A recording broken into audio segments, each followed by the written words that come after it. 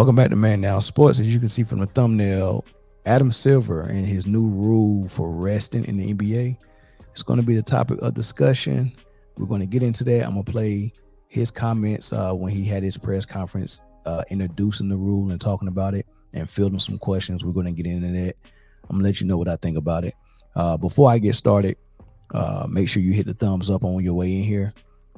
Leave us not a subscription. Leave a comment in the comment section so we can continue this conversation. Make sure you subscribe. If you're watching us from Facebook, head over to YouTube and give us a sub and a thumbs up over there. Make sure you hit the notification bell as well. We are sponsored, and this episode is sponsored by Manscaped. So without further ado, here's a word from Manscaped. September is here, so let's take a second to talk about self-care. When it comes to making the first impression, proper grooming is essential to looking and feeling good when you walk into a room.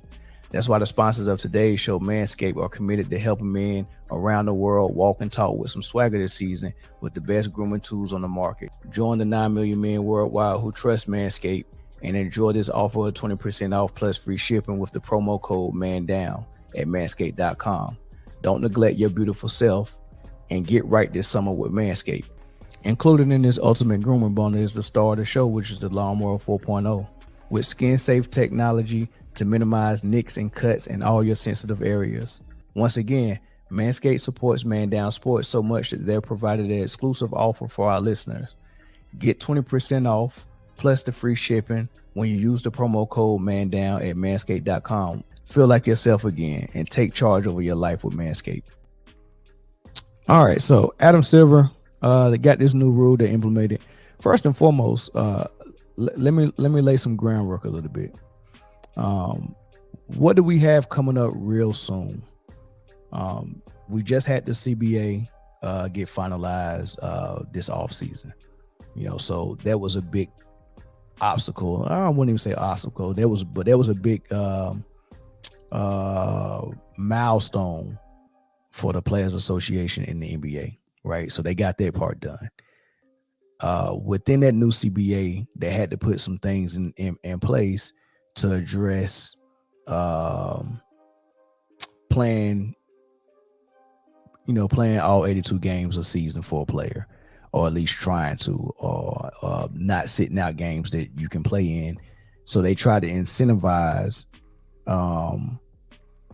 playing 65 games or more. So for every award, first team All NBA, second team All NBA, first team All Defense, Defensive Player of the Year, Rookie of the Year, well, not Rookie of the Year, but every award, MVP, all of that stuff, and the scoring title, in order for you to be eligible for the award or the recognition, you have to play at least 65 games. And that's an interesting thing, because if you go down a list of the top 10 players in the league currently, a good percentage of them did not play 65 games this past season. LeBron, KD, Kyrie, Luka, probably not even Embiid, not Steph, not Kawhi. A lot of them are not playing 65 games, right? So that's going to be real interesting if they fail to reach that 65 game threshold this season. And your first team All NBA end up being a team full of role players. So that's gonna be really funny. So they did that, right? So the CBA is done. They got the new 65 game threshold in there for all awards to incentivize playing games. They went a step further, and now the new rest rule is out there, where a team cannot rest 2 star players at the same time. Also, especially when it's a televised game.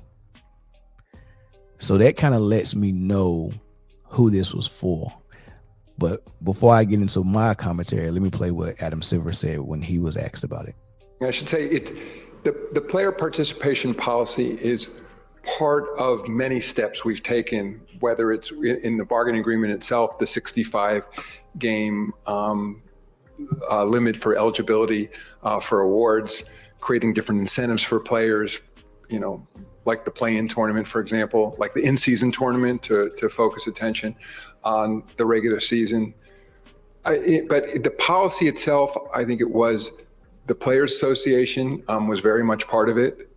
We had extensive discussions with them and then with individual groups of players, particularly veterans in the league, about how they thought we should be approaching it. And the last part of your question, yes, I do worry about infringing on how a team operates. And while we want to state a strong principle, I would say, at least initially, we're taking a somewhat light touch here. I think in under the notion that change will probably happen here incrementally.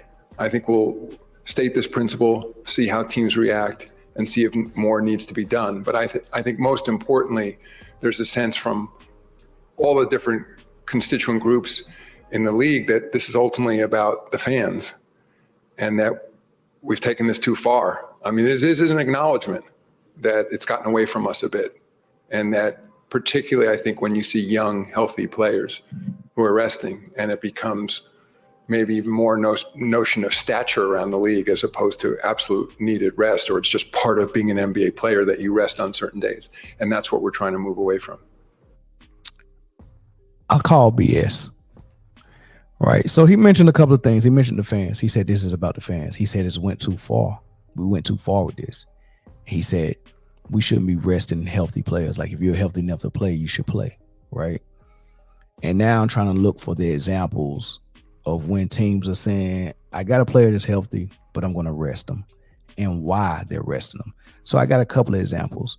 The most recent one is the Dallas Mavericks resting Luka Doncic and Kyrie Irving for the last 2 or 3 games of the season because they didn't want to win them, because they didn't want to make the playoffs, so they can keep their top 10 protected draft pick, which they were able to keep, and they got number 10 exactly. And they drafted I want to say likely from Duke. I think Bradley Beal got rested the last 11 games. I want to say there was another player as well. So there's some teams who've been resting some healthy players, right? For mostly for tanking purposes, to be honest with you. They knew that season was over. They knew they wasn't contending. So there was like, there's no point in me going out there trying to win more games. I'm gonna rest my best player. And if we lose those games, cool. Right. Well, he's going to act like the fans got an issue with it. And I get it. There are some fans that get their opinion from TV. Like, you get what I'm saying? Like, I can watch a basketball game and I can watch the things that's happening around the NBA, and then I can get my own opinion from it. Everybody's not like that. Some people watch it and they don't have an opinion for it until they hear Charles Barkley or somebody on TV give them their opinion. Like, they initially, I don't know how I feel about that. And then when they hear Chuck talk, like, oh, that's how I feel about it. And then you talk to them in the barbershop and they're repeating the exact talking points they heard on ESPN. That's how most fans operate around sports. It's not a lot of people that think for themselves, right? So I don't doubt that there are some fans that probably got an issue with this, because I hear it so much from Charles Barkley and Shaq talking about it, and other people around it, around the media. They're complaining about it a lot. Now, me as a grown man, I've watched Kyrie play all season. I watched Luka play all season. Those last 3 games they didn't play, while we was already mentally thinking about the playoffs and how much competitive basketball we're about to watch in the playoffs. Why the heck was I concerned about those last 3 games that Kyrie sat out? So you can't really say the fan. I don't know a lot of fans that was like, oh my God, Kyrie didn't play those last 3 games. I'm furious. I don't know a lot of people that was thinking like that. I just cut the TV on And me personally, I like basketball more than I like the people that play basketball. And more than Kyrie Irving can play good basketball. There are other people that can play good basketball. So I can be satisfied by watching the game and see good basketball no matter who plays it. I'm not a fanboy. I'm not someone that's going to watch the television and say, oh, I feel cheated because Kyrie's not there. I'm not going to be that person. Now, is it different for someone who bought a ticket? It might be. But then that's how many people? How many people arena hold? 30,000? So at the very most, you might got 30,000 people say, man, I bought this ticket. I took time off work. I came out here. I didn't know Kyrie wasn't going to be playing until yesterday. This is a waste of money. I get that. But I didn't waste no money by watching TV. Not a dime. And even if I did pay to watch it, it don't have to be Kyrie. Just play good basketball. Make shots. Anybody can make shots. I'm cool with that. I like basketball, not men. Right? So I don't think it was the fans that prompted this, because there's a lot of things the fans are asking for. The fans are asking for hand checking to come back. The fans are asking for you to put defense back in the basketball game, Commissioner. The fans are asking for this ISO ball to go away. The fans they never asked for 150 points by mediocre teams in the regular season. That's all-star game numbers. The fans didn't ask for that. You giving it to us. You forcing it to us. The fans didn't ask for y'all to start rigging games. Right? It's a lot of things the fans are asking for, and you're not giving it to us.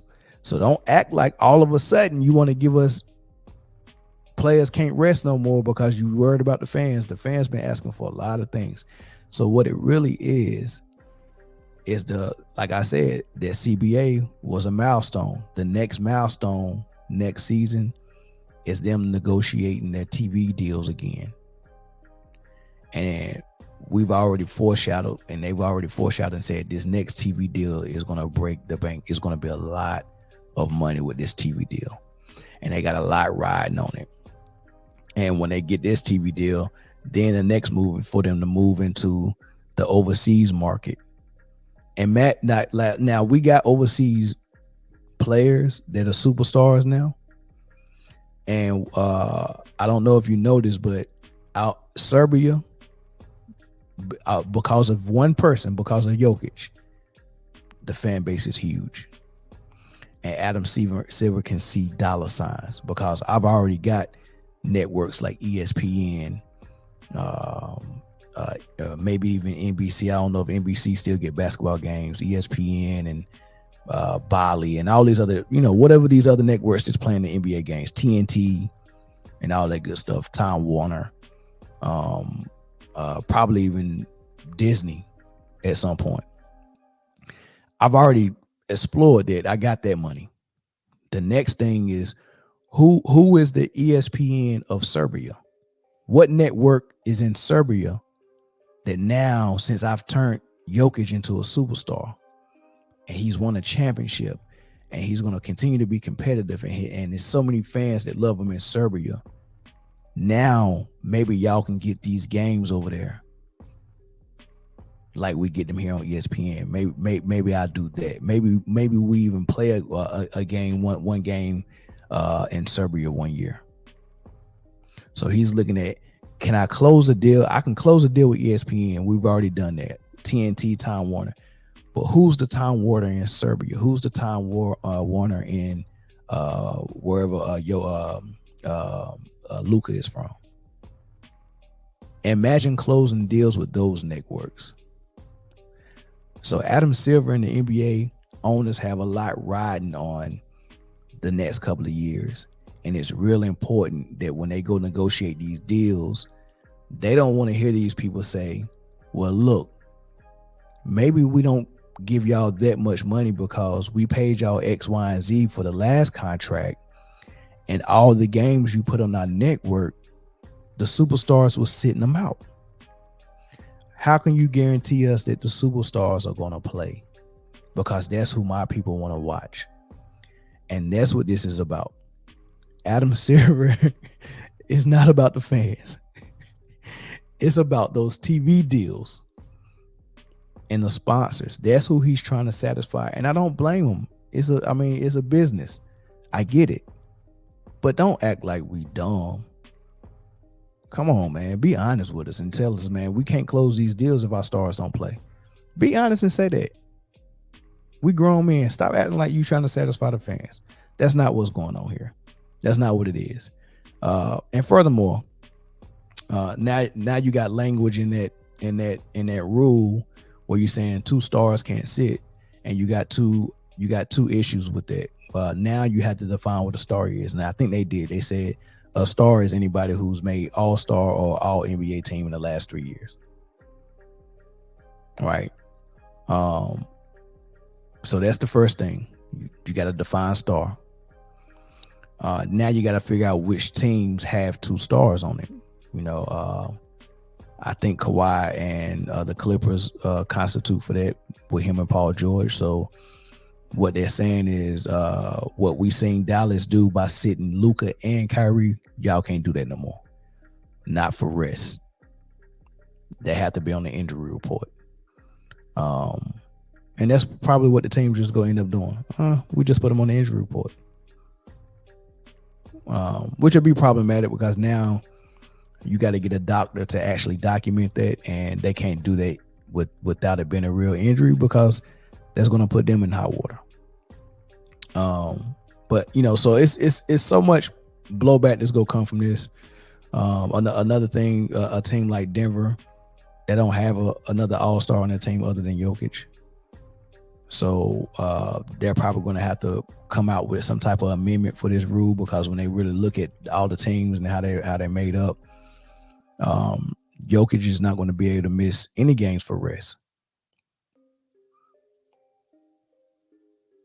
Right? Because they want to make sure that at least one star is playing on these TV games.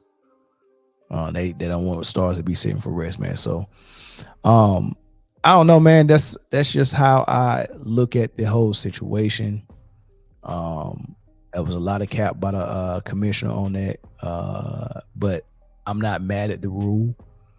I'm not mad at it because I understand why he's doing it, and he's got a right to do it. He's the commissioner. His business is to make more money for the NBA and the NBA owners. That's his business. That's what he's supposed to be doing, and protect the money that they already got, and find new money and make it and bring that money in. And that's what he's doing. But I just want to let y'all know what the real is. Don't fall for that. Oh, it's for the fans. The fans ain't asked for this. I'll catch y'all on the next episode. Y'all let me know what y'all think in the comments.